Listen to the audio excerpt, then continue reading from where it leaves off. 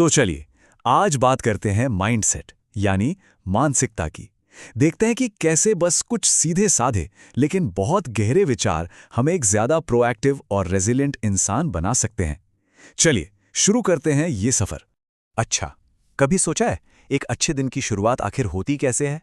ज्यादातर बार इसकी शुरुआत होती है एक छोटे से पॉजिटिव थॉट से। और यही है बदलाव की सबसे छोटी पर सबसे पावरफुल यूनिट।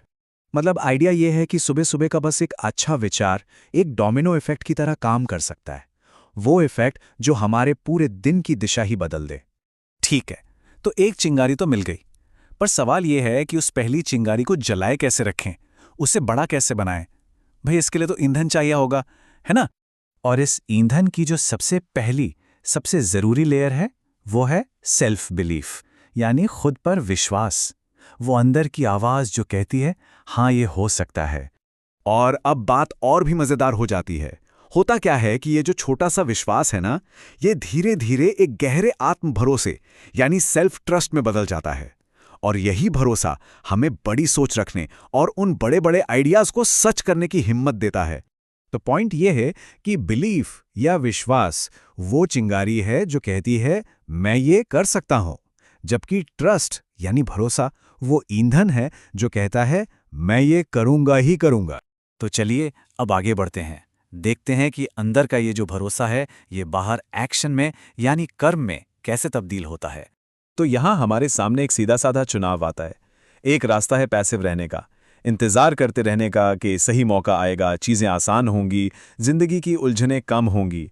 और दूसरा रास्ता है प्रोएक्टिव बनने का, यानी क्रिएटर बनने का।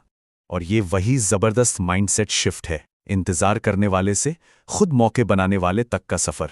ये एक तरह से क्रिएटर बनने का बुलावा है।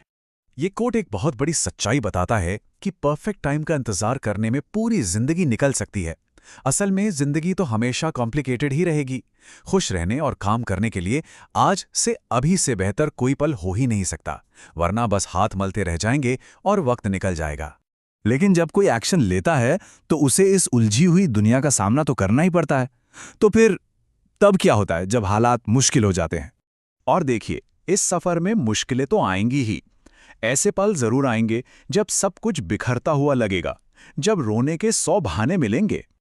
लेकिन जवाब क्या दिया जाता है? सारा खेल उसी का है।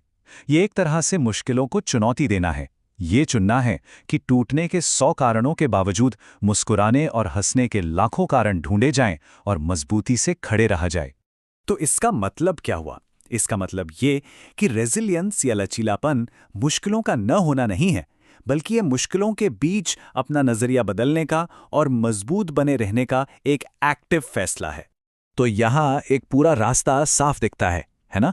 शुरुआत होती है एक पॉजिटिव सोच से, फिर उसे विश्वास और भरोसे का ईंधन दिया जाता है, फिर उसे एक्शन में बदला जाता है, और आखिर में जब चुनौतियां आती हैं तो उनका सामना ताकत से किया जाता है। ये पूरा सफर अंदर से बाहर की तरफ है। और ये पूरा सफर घूमकर वापस वहीं आ जाता है जहां से सब शुरू हुआ था, एक अकेला विचार।